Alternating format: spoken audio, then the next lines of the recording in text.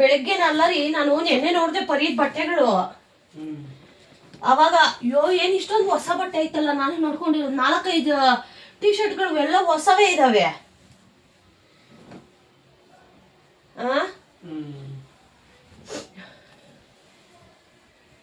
ಅವನ್ಗಾದ್ರೆ ಮಾತ್ರ ನೋಡು, ನಾನು ನೋಡ್ಕೊಂಡಿಲ್ಲ ಆಕ್ಚುಲಿ. ಅವನ್ಗಾದ್ರೆ ಮಾತ್ರ ಕೊಡಿಸ್ತೀಯ. ನನ್ನನ್ನ ಹಾಸ್ಪಿಟ್ಲ್ ಕರ್ಕೊಂಡೋಗಿ ಹುಷಾರಿಲ್ಲ ಅಂದ್ರೆ ಕರ್ಕೊಂಡೋಗಲ್ಲ. ಹಾಸ್ಪಿಟ್ಲ್ ಕರ್ಕೊಂಡೋದ ಅದು ಮ್ಯಾಟ್ರು ರೀ. ಹಾಸ್ಪಿಟ್ಲ್ ಕರ್ಕೊಂಡೋಗಿದ್ದ. ಅಮ್ಮ ನೀನು ಉಗ್ರಲ್ಲಿ ಹೋಗೋದು ಗುಡ್ಲಿ ತಂದು ಕಡಿತಾ ಇದ್ಯಾ, ವೇಸ್ಟ್ ಮಾಡ್ತಾ ಇದ್ಯಾ. ಹಾಸ್ಪಿಟ್ಲ್ ಅಲ್ಲ, ಹಾಸ್ಪಿಟ್ಲ್ಗೆ ಹೋಗೋದು ವೇಸ್ಟ್ ಅಂತ ರೀ. ಹೌದು, ಏನಕ್ಕೆ ಹಾಸ್ಪಿಟ್ಲಿಗೆ ಏನಕ್ಕೆ? ಹುಷಾರಿಲ್ಲ ಅಲ್ವಾ, 2 ದಿನದಿಂದ ಕೋಲ್ಡ್ ಅಲ್ವಾ. ಫಸ್ಟ್ ಮಾತ್ರೆ ತಿನ್ಬೇಕು, ಮಾತ್ರೆ ವಾಸಿ ಜಾಸ್ತಿ ಐತಂದ್ರೆ ಹಾಸ್ಪಿಟ್ಲ್ಗೆ ಹೋಗ್ಬೇಕು. ಹಾಸ್ಪಿಟ್ಲ್ಗೆ ಹೋಗಿ ಏನ್ ಮಾಡ್ತಾರವ್ರು? ಬರೀ ಮಾತ್ರೆ ಕೊಡ್ತಾರೆ, ಕೊಡೋದವ್ರು ಏನಾನ ಆಗ್ಲಿ ಮಾತ್ರೆ ಕೊಡ್ತಾರೆ. ಆದ್ರೆ ಮಾತ್ರ ಇಲ್ಲೇ ತಗೊಂಡ್ರೆ ಮುಗಿತಮ್ಮ. ಹಾಸ್ಪಿಟ್ಲ್ 1000 ರೂಪಾಯಿ, ಇಲ್ಲಿ ಹೋದ್ರು 10 ರೂಪಾಯಿ, 10 ರೂಪಾಯಿ 1000 ರೂಪಾಯಿ. ಅದೇ ನನ್ಗಾದ್ರೆ ಲೆಕ್ಕ ಹಾಕ್ತೀಯ 1 ರೂಪಾಯಿನೋ ಎಲ್ಲದಕ್ಕೂ ಲೆಕ್ಕ ಇರ್ಬೇಕು. ಅದೇ ನಿನ್ ಮಗನಿಗೆ ಏನಾದ್ರು ಹುಷಾರಿಲ್ಲ ಅಂತಂದ್ರೆ ಮಗು ನಮ್ಮ ಪಾಪ ಅವ್ನು ತಡ್ಕೊತಾರೆ ಕೆಮ್ಗೆಲ್ಲ. ಅಲ್ಲಿಗೆ ನಾನು ನಮ್ಗೆ ತಡ್ಕೋ ಶಕ್ತಿ ದೇವ್ರು ಕೊಟ್ಟಿದ್ದಾರೆ. ಆ ಶಕ್ತಿ ಪ್ರಯೋಗ ಮಾಡ್ಬೇಕು, ಆಮೇಲೆ ನೋಡ್ಬೇಕು.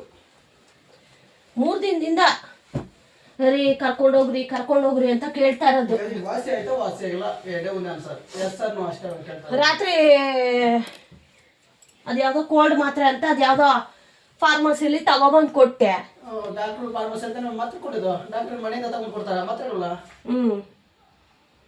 ಡಾಕ್ಟರ್ ಹಾಸ್ಪಿಟಲ್ ಫಾರ್ಮಸಿನೇ ಬರ್ಕೊಡೋದು, ಅವ್ರಿಂದನೇ ತಗೊಂಡು. ಅಲ್ಲ ರೀ, ವರ್ಷಕ್ಕೆ ಒಂದ್ಸತಿ ಈ ತರ ಹಾಸ್ಪಿಟಲ್ ಕರ್ಕೊಂಡು ಹೋಗಂದ್ರೇನು ಹಿಂಗ್ ಮಾತಾಡ್ತೀಯಲ್ಲ, ಹೆಂಗಾದ್ರೆ ಏನೋ ತಿಂಗಳ ಹಾಸ್ಪಿಟಲ್ ಕರ್ಕೊಂಡು ಹೋಗಂತ ಹೇಳ್ತೀನಾ? ಏನೋ ಎಮರ್ಜೆನ್ಸಿ ಕರ್ಕೊಂಡು ಹೋಗ್ತಾನ. ಇದಕ್ಕೆ 3 ಜ್ವರಕ್ಕೆ ನೆಗಡಿಗೆಲ್ಲ ಹಾಸ್ಪಿಟಲ್ ಕರ್ಕೊಂಡು ಹೋಗಲ್ಲ. ಎಲ್ಲ ಹೆಣ್ಮಕ್ಳು ಅಂದ್ರೆ ಎಲ್ಲ ಗಂಡು ಮಕ್ಳು ನಿಂತಾನೆ ಆಗ್ಬಿಟ್ರೆ ಹೆಂಗೆ? ಎಲ್ಲ ಹೌದು, ಅದೆಲ್ಲ ದುಡ್ಡು ಸೇವ್ ಆಗುತ್ತೆ. ದುಡ್ಡು ಸೇವ್ ಮಾಡಿ ಏನ್ ಮಾಡ್ತೀಯಾ? ಎಂಟಿ ಖರ್ಚು ಮಾಡ್ತೀವಿ. ಮತ್ತೆ ಅವಶ್ಯಕತೆ ಇದ್ದಾಗ ಮಾತ್ರ ಖರ್ಚು ಮಾಡಬೇಕು, ಅನಾವಶ್ಯಕವಾಗಿ ದುಡ್ಡು ಖರ್ಚು ಮಾಡಬಾರ್ದು. ಅಲ್ಲ ಆಯ್ತು, ಇವಾಗ ದುಡ್ದಿದೆಲ್ಲ ಏನ್ ಮಾಡ್ತೀಯ ಮತ್ತೆ? ಹೆಂಡತಿ ಮಕ್ಕಳಿಗೋಸ್ಕರ. ಹೆಂಡತಿ ಇವಾಗ ಹಾಸ್ಪಿಟಲ್ ಕರ್ಕೊಂಡು ಹೋಗೋದು ಹೆಂಡತಿಗೋಸ್ಕರನೇ ಅಲ್ವಾ? 5 ರೂಪಾಯಿ ಖರ್ಚು ಆಗುತ್ತೆ, 1000 ರೂಪಾಯಿ ಖರ್ಚು ಮಾಡಿದ್ರೆ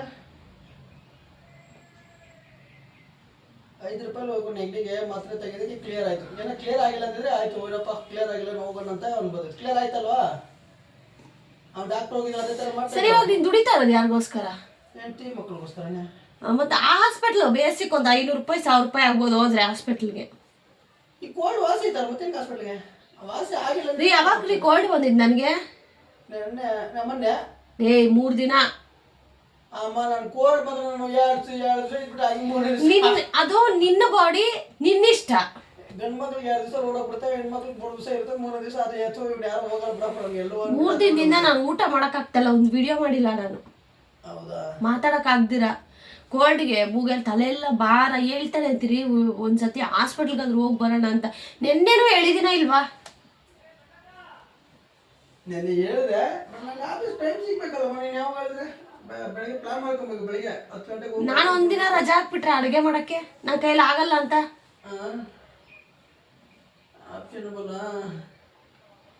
ಅಲ್ಲ ಹಾಸ್ಪಿಟ್ಲ್ ಕರ್ಕೊಂಡೋಗಿ ಇಷ್ಟೆಲ್ಲ ಯೋಚನೆ ಮಾಡ್ತೀಯಲ್ಲ, ದುಡ್ಡು ಉಳಿತಾಯ ಮಾಡಿ ಏನ್ ಮಾಡ್ತೀಯ? ಮಕ್ಕಳಿಗೆ ಉಳಿತಾಯ ಮಾಡಿ ನೀರು ಕೊಡ್ತಾಯ ಮಾಡೋಣ. ಇಷ್ಟೇ ಫ್ರೆಂಡ್ಸ್, ನನ್ನ ಕ್ಯಾಮ್ರಾ ಇಟ್ಟೆ ರೆಕಾರ್ಡ್ ಆಗ್ತಾ ಇದೆ. ನಾನು ಕ್ಲೀನಿಂಗ್ ವಿಡಿಯೋ ಮಾಡೋಣ ಅಂತ ರೆಕಾರ್ಡ್ ಮಾಡಿದೆ. ನೋಡಿ ಅಂತಿರಲ್ವಾ, ಅಯ್ಯೋ ಅಕ್ಕ ನೀವು ತುಂಬಾ ಪುಣ್ಯವಂತೆ, ನೀವು ಒಳ್ಳೆ ಗಂಡ ಸಿಕ್ಕಿದ್ದಾರೆ ನಿಮ್ಗೆ ಅಂತ. ಎಲ್ಲಾರ ಗಂಡಂದ್ರು ಅಷ್ಟೇ, ಎಲ್ಲ ಗಂಡಂದ್ರು ಅಷ್ಟೇನೆ. ನೋಡೋರಿಗೆ ಇನ್ನೊಬ್ರ ಮನೆನೇ ಚಂದ, ಬಟ್ ಅಲ್ಲಿರೋರಿಗೆ ಮಾತ್ರನೇ ಗೊತ್ತು ಮನೆಯ ಪರಿಸ್ಥಿತಿ ಏನು, ಮನೆಯಲ್ಲಿ ಇರೋದು ಯಾವ ಮಟ್ಟಿಗೆ ಅದು ಎಫೆಕ್ಟ್ ಆಗುತ್ತೆ ಅಂತ ಅಲ್ಲಿರೋರ್ಗೆ ಮಾತ್ರನೇ ಗೊತ್ತು.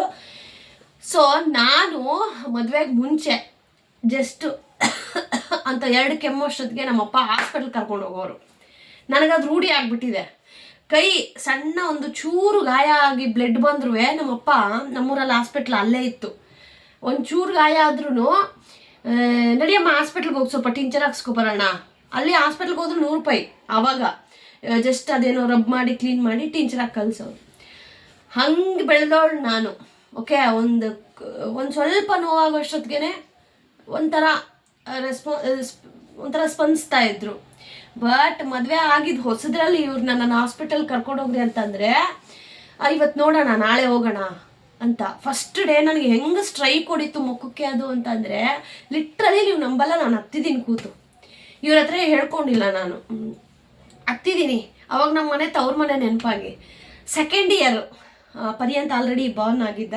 ಸೆಕೆಂಡ್ ಇಯರು ಥರ್ಡ್ ಇಯರ್ ತುಂಬ ಚೆನ್ನಾಗಿ ನೋಡ್ಕೊಂಡ್ರು. ಅಂದರೆ ಕೇಳಿದ ತಕ್ಷಣ ಕರ್ಕೊಂಡು ಹೋಗೋರು. ಯಾಕೆ? ಮಗುಗೆ ಹಾಲು ಕುಡಿಸ್ತಾ ಇದ್ನಲ್ಲ, ನಾನು ಚೆನ್ನಾಗಿದ್ರೆ ಮಗು ಚೆನ್ನಾಗಿರತ್ತೆ.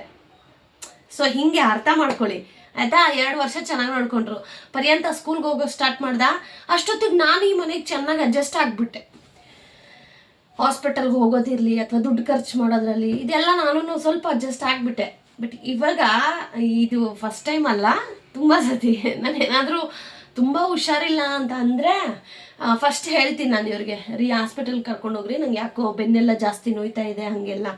ಸೊ ಆವಾಗ ಇವರು ಫಸ್ಟ್ ಹೇಳಿದ ತಕ್ಷಣ ಯಾವತ್ತೂ ಕರ್ಕೊಂಡೋಗಿಲ್ಲ. ಸಿಂಗಲ್ ಡೇ ಒಪ್ಕೋತೀಯ ರೀ? ಕರ್ಕೊಂಡೋಗಿಲ್ಲ ಸಿಂಗಲ್ ಡೇ ಕೇಳಿದ ತಕ್ಷಣ. ಓಕೆ, 2ನೇ ದಿನನೂ ನಾನೇನು ಕೇಳೋದಿಲ್ಲ. ಅದೇ ನೋವಲ್ಲೇ ಸಣ್ಣ ಪುಟ್ಟ ಕೆಲಸ ಮಾಡ್ಕೋತ, ಅವರು ಹೆಲ್ಪ್ ಮಾಡ್ತಾರಿಲ್ಲ ಅಂತಲ್ಲ, ಮಾಡ್ಕೋತೀನಿ. 3rd ಡೇ ನಂಗೆ ಜಾಸ್ತಿ ಪೇಯ್ನು, ನಂಗೆ ಆಗ್ತಾನೆ ಇಲ್ಲ ಅಂತಂದಾಗ ಹತ್ಕೊಬಿಡ್ತೀನಿ. ನನಗೆಲ್ಲ ಆಗ್ತಾಯಿಲ್ಲ, ನಂಗೆ ಕರ್ಕೊಂಡು ಹೋಗ್ಲೇಬೇಕು ನೀನು ಅಂತ. ಹತ್ಕೊಂಡಾಗ ಇವಳು ಜಾಸ್ತಿನೇ ನೋಯ್ತಾ ಇದೆ ಅಂತ ಹೇಳಿ ಅವಾಗ ಹಾಸ್ಪಿಟಲ್ ಕರ್ಕೊಂಡು ಹೋಗ್ತಾರೆ. ಎಲ್ಲರ ಮನೇಲೂ ಇದು ಸರ್ವೇ ಸಾಮಾನ್ಯ. ಹಾಗಂತ ಅವ್ರಿಗೆ ನಮ್ಮ ಮೇಲೆ ಪ್ರೀತಿ ಇಲ್ಲ ಅಂತಲ್ಲ, ಕಲೀಲಿ. ತಂದೆ ಮನೇಲಿ ಇರೋ ಹಂಗೆ ಗಂಡನ ಮನೇಲಿ ಇರೋದು 90% ಆಗದೆ ಇರೋ ಕೆಲಸ, 10% ಎಲ್ಲೋ ಇರಬಹುದೇನೋ. ಬಟ್ ಈ ವಿಡಿಯೋ ಯಾಕೆ ಮಾಡ್ತಾ ಇದ್ದೀನಿ ಅಂದರೆ, ಆ್ಯಕ್ಚುಲಿ ನಾನು ಕ್ಲೀನಿಂಗ್ ವಿಡಿಯೋ ಮಾಡೋದಂತ ಶುರು ಮಾಡಿದೆ. ಬಟ್ ಅವ್ರು ಹಂಗೆ ಮಾತಾಡ್ತಾ ಬಂತು. ಆ್ಯಕ್ಚುಲಿ ನನಗೆ 3 ಡೇಸಿಂದ ನನಗೆ ವಿಡಿಯೋ ಮಾಡಿಲ್ಲ ನಾನು, ಬಿಕಾಸ್ ಪೀರಿಯಡ್ಸ್ ಟೈಮ್ ಇತ್ತು ನನಗೆ. ಸೊ ಇವತ್ತಿಗೆ ಅದಕ್ಕೆ ಎಲ್ಲ ಕ್ಲೀನ್ ಮಾಡ್ತಾಯಿದ್ದೀನಿ ನಾನು. 5th ಡೇ ಆಯಿತು. ಸೊ ಕ್ಲೀನೆಲ್ಲ ಮಾಡಿ ಇವತ್ತು ದೀಪ ಎಲ್ಲ ಹಚ್ಚಬೇಕು. ಸೊ ನನಗೆ ಪೀರಿಯಡ್ ಡೇ ಫಸ್ಟ್ ಡೇ ನಂಗೆ ಸ್ವಲ್ಪ ಕೋಲ್ಡು ಕಾಫು ಇದೆಲ್ಲ ಆಯಿತು. ಓಕೆ, ಅವಾಗ ನಾನು ಹೇಳಿದೆವ್ರಿಗೆ ಬ್ಲೀಡಿಂಗ್ ಬೇರೆ ಹೋಗ್ತಾ ಇದೆ, ನನಗೆ ತುಂಬ ಹೆಡ್ಡೇಕ್ ಆಗ್ತಾಯಿದೆ, ನನಗೆ ಹಾಸ್ಪಿಟಲ್ ಕರ್ಕೊಂಡೋಗಿ ಅಂತ. ಫಸ್ಟ್ ಡೇ ಕೇಳಿದೆ, ಮೋಸ್ಟ್ಲಿ ಪೀರಿಯಡ್ ಆಗಿದೆ ಅದಕ್ಕೆ ಬೇಡ ಎಲ್ಲೂ ಹೋಗೋದು ಬೇಡ ಅಂತ ಅಂದರು. ಸೊ ಸೆಕೆಂಡ್ ಡೇನೂ ಕೇಳಿದೆ ನಾನು, ಬೇಡ ಸುಮ್ಮನೆ ಯಾಕೆ ಅಂತ. 3rd ಡೇನೂ ಕೇಳಿದೆ ಆಯಿತಾ. ಇವತ್ತು ತುಂಬ ಆಫೀಸಲ್ಲಿ ಕೆಲಸ ಇದೆ, ಸಾಯಂಕಾಲ ಬಂದು ಕರ್ಕೊಂಡು ಹೋಗ್ತೀನಿ. ಅದು ಸಾಯಂಕಾಲ ಚಳಿಲಿ ಹೋಗೋಕ್ಕಾಗಲ್ಲ. ಸೊ ಸಾಯಂಕಾಲನೂ ಹೋಗಲಿಲ್ಲ. ಸೊ ನಿನ್ನೆ 4th ಡೇಲಿ ಟ್ಯಾಬ್ಲೆಟ್ಸ್ ತೊಗೊಂಬಂದು ಕೊಟ್ಟರು. ಅದು ಎಲ್ಲಿ ಯಾವುದೋ ಫಾರ್ಮಸಿಲಿ ಕೋಲ್ಡು ಮತ್ತು ಗಂಟ್ಲು ನೋವು, ಎಂಜಲು ನುಂಗೋಕ್ಕಾಗಲ್ಲ, ಗಂಟ್ಲು ನೋವು ಕೋಲ್ಡ್ಗೆ ತೊಗೊಬಂದರು. ರಾತ್ರಿ ನಾನು ಊಟ ಎಲ್ಲ ಆದಮೇಲೆ ಇದು ತಗೋ ಅಂತ ಹೇಳಿದ್ರು. ಸರಿ ಇನ್ನೇನು ಮಾಡೋದಂತ ತಗೊಂಡೆ. ಆದರೂ ಇವತ್ತು ಬೆಳಗ್ಗೆ ಎದ್ದಿದ್ದೀನಿ, ಕೋಲ್ಡೇ ಇಲ್ಲ. ವಾಯ್ಸು ಸ್ವಲ್ಪ ಇದೆ, ಬಟ್ ಮೊನ್ನೆ ಕಂಪೇರ್ ಮಾಡಿದ್ರೆ ಇವತ್ತು ಅಷ್ಟು ಇಲ್ಲವೇ ಇಲ್ಲ. ಇದಕ್ಕೇನಂತೀರ? ಎಲ್ಲರ ಮನೆ ದೋಸೆನೂ ತೂತೆ. ಎಲ್ಲ ಸಂಸಾರಗಳಲ್ಲಿ ಗಂಡಂದ್ರು ಹೀಗೇ ಇರ್ತಾರೆ. ಕಂಪ್ಯಾರಿಸನ್ ಮಾಡ್ಕೋಬೇಡಿ. ನಮ್ಮ ಮನೇಲಿ ಅಯ್ಯೋ ನೀವು ಪುಣ್ಯವಂತರು, ನೀವು ಚೆನ್ನಾಗಿ ಗಂಡ ಸಿಕ್ಕಿದೆ ನಿಮಗೆ, ಎಲ್ಲರೂ ಪುಣ್ಯವಂತರೆ. ಓಕೆ, ಕೆಲವೊಂದು ಟೈಮಲ್ಲಿ ಅವರಷ್ಟು ಕೇರ್ ಮಾಡಿರೋರು ಬೇರೆಯವರಿಲ್ಲ. ಯಾಕಂದ್ರೆ ನಾನು ಸರ್ಜರಿ ಟೈಮಲ್ಲಿ ತುಂಬ ಮಾಡಿದ್ದಾರೆ, ನನಗೆ ಅವಾಗ ಆಯಿಲ್ಮೆಂಟ್ ಹಾಕೋದಿರ್ಬೋದು, ಕ್ಲೀನ್ ಮಾಡೋದಾಗಿರ್ಬೋದು. ಬೇರೆ ಯಾರಾದರೂ ಆದರೆ ಮೂತಿ ಮುರ್ಕೋತಾರೆ, ಬಟ್ ನನ್ನ ಗಂಡ ಎಲ್ಲ ಮಾಡಿದ್ದಾರೆ. ಬಟ್ ಈ ಥರ ಅಂತ ಅಂದಾಗ ಅವರೇ ಒಪ್ಕೋತಾರೆ. ಇಲ್ಲಿವರೆಗೂ ಮದುವೆ ಆದಾಗಿಂದ ಒಂದು ಫಸ್ಟ್ ಡೇ ಹುಷಾರಿಲ್ಲ ಅಂದ ತಕ್ಷಣ ಹಾಸ್ಪಿಟ್ಲ್ ಕರ್ಕೊಂಡು ಹೋಗಿರೋದು ಹಿಸ್ಟ್ರಿನೇ ಇಲ್ಲ. ಅಂದರೆ ಹೇಳಬೇಕು ಅನ್ನಿಸ್ತು, ಹೇಳಿದೆ. ಬಿಕಾಸ್ ತುಂಬ ಜನಕ್ಕೆ ನಮ್ಮಲ್ಲಿ ಹಿಂಗಿದೆ, ನೀವು ತುಂಬ ಲಕ್ಕಿ ಅಂತ.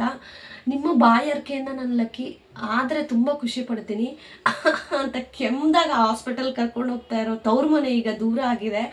ಬಟ್ ಸ್ಟಿಲ್ ಗಂಡ ಏನೇ ಮಾಡಿದ್ರೂ ನಾವು ಬಿಟ್ಕೊಡೋದಿಲ್ಲ. ಯಾವ ಕಾರಣಕ್ಕೆ ತಾಳಿ ಕಟ್ಟಿದ್ದಾರೆ ಅನ್ನೋ ಒಂದೇ ಕಾರಣಕ್ಕೆ.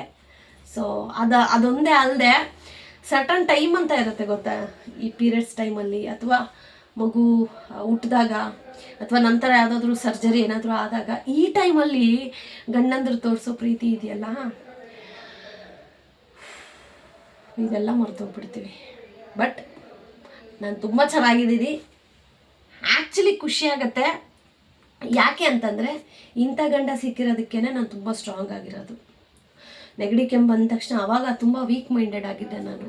ಹಾಸ್ಪಿಟಲ್ಗೆ ಹೋದ್ರೇ ನಾನು ಬದುಕ್ತೀನಿ ಹಂಗೆ ಥಾಟ್ ಇರುತ್ತಲ್ಲ ಎಲ್ರಿಗೂ. ಸೊ ನನಗೂ ಅದೇ ಥರನೇ ಒಂಥರ ಥಾಟ್ ಇದ್ದಿದ್ದು.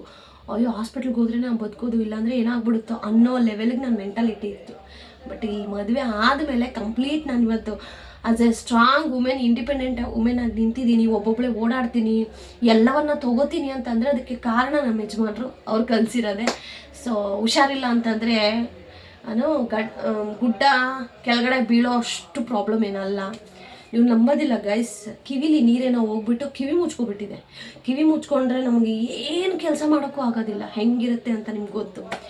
ಆ ಟೈಮಲ್ಲೂ 3 ದಿನ ನಾನು ಹಾಸ್ಪಿಟ್ಲಿಗೆ ಕರ್ಕೊಂಡೋಗಿಲ್ಲ.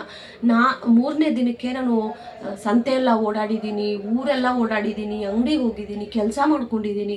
ಸೊ ದಟ್ ನನಗೆ ಅದು ಒಂದು ರೀತಿ ಕಾನ್ಫಿಡೆನ್ಸ್ ಲೆವೆಲ್ ಹೆಚ್ಚು ಮಾಡ್ತು.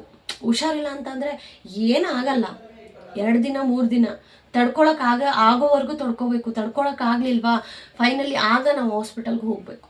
ಸೊ ಈ ಥರ ಮೆಂಟಾಲಿಟಿನ ನಮ್ಮ ಯಜಮಾನ್ರು ನನಗೆ ಕಲಿಸಿರೋದು. ಬಟ್ ಜೀವನಕ್ಕೆ ತುಂಬ ಮುಖ್ಯ. ಜೀವನದಲ್ಲಿ ನಾವು ಏನೇ ಒಂದು ವಸ್ತುನ ನೋಡ್ತೀವಿ ಅಂತಂದರೆ ಅದನ್ನು ಪಡ್ಕೊಳ್ಳೋ ಅಷ್ಟು ಶಕ್ತಿ ನಮ್ಮಲ್ಲಿರಬೇಕು. ನೋಡಿದ ತಕ್ಷಣ ಬಾ ಅಂತ ಕರೆದ್ರೆ ಬರೋದಿದೆಯಲ್ಲ, ಅದು ತುಂಬ ಈಸಿ. ಬಟ್ ನೋಡಿದ ತಕ್ಷಣ ಅದು ತಗೋಬೇಕು ಅಂತ ನಾವು ಪರಿಶ್ರಮ ಪಡ್ತೀವಲ್ಲ, ಅದು ಕಲಿಬೇಕು ಜೀವನದಲ್ಲಿ. ಸೊ ಎಲ್ಲರ ಮನೆ ದೋಸೆನೂ ತೂತೆ, ಎಲ್ಲರ ಮನೆಯಲ್ಲೂ ರಾಮಾಯಣನೇ. ಯಾರ ಮನೆಯಲ್ಲಿ ರಾಮಾಯಣ ಇಲ್ಲ ಅನ್ನೋದು ಇಲ್ಲವೇ ಇಲ್ಲ. ಹಂಗಂತ ಯಾರನ್ನ ಇದ್ರೆ ಕಮೆಂಟ್ ಮಾಡಿ. ಆ್ಯಂಡ್ ನಂತರ ಯಾರೆಲ್ಲ ನಿಮ್ಮ ಯಜಮಾನ್ರು ಕೇಳಿದ ತಕ್ಷಣ ಹಾಸ್ಪಿಟಲ್ ಕರ್ಕೊಂಡು ಹೋಗೋದಿಲ್ವೋ ಅವರು ಕಮೆಂಟ್ ಮಾಡಿ, ಸೇಮ್ ಅಕ್ಕ ನಮ್ಮನೇಲೂ ಇದೆ ಅಂತ. ಯಾರ್ಯಾರೆಲ್ಲ ನಮ್ಮ ಒಂದೇ ಸ್ಕೂಲಲ್ಲಿ ನಾವೆಲ್ಲ ಓದ್ತಾ ಇದ್ದೀವಿ ಅಂತ ಗೊತ್ತಾಗತ್ತೆ. ಓಕೆನಾ? ಏನೋ ಮಾಡೋಕ್ಕೆ ಹೋಗಿ ಇನ್ನೇನೋ ಆಯಿತು ಅಂದಂಗೆ, ಏನೋ ಮಾಡಲು ಹೋಗಿ ಹಾಗೆ.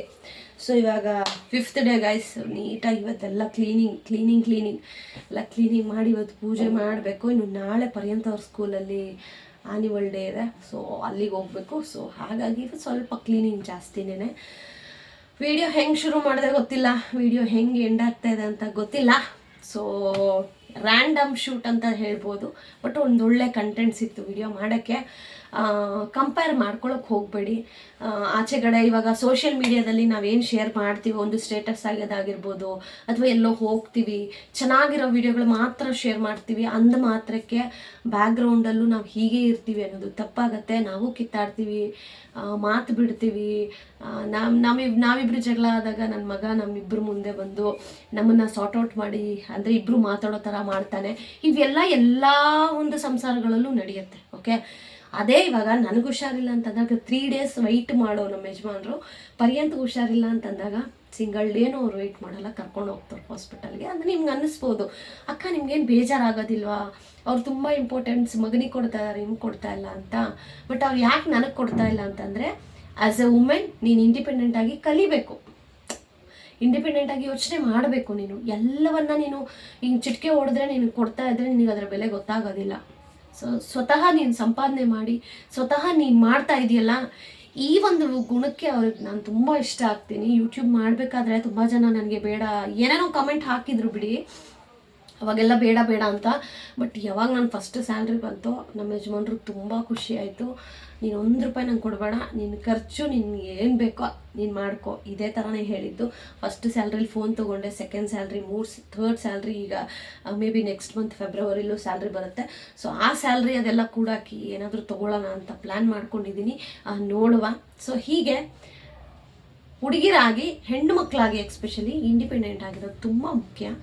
ಅದನ್ನು ಅವರು ನನಗೆ ಕಲಿಸ್ಕೊಡ್ತಾ ಇದ್ದಾರೆ. ಬಿಕಾಸ್ ಕಲಿಬೇಕು, ಎಲ್ಲವನ್ನ ಒಬ್ಬರ ಮೇಲೆ ಡಿಪೆಂಡ್ ಆಗಿ. ಈಗ ನನ್ನ ಮದುವೆಗೆ ಮುಂಚೆ ಕಂಪ್ಲೀಟ್ ಫ್ಯಾಮಿಲಿ ಮೇಲೆ ಡಿಪೆಂಡ್ ಆಗಿದ್ದೆ. ಸೊ ಫ್ಯಾಮಿಲಿ ಅಂತಂದರೆ ನಂಗೆ ತುಂಬ ಮೇಲಿತ್ತು ಕೆಲವೊಂದು ಸಂದರ್ಭಗಳಿಂದ.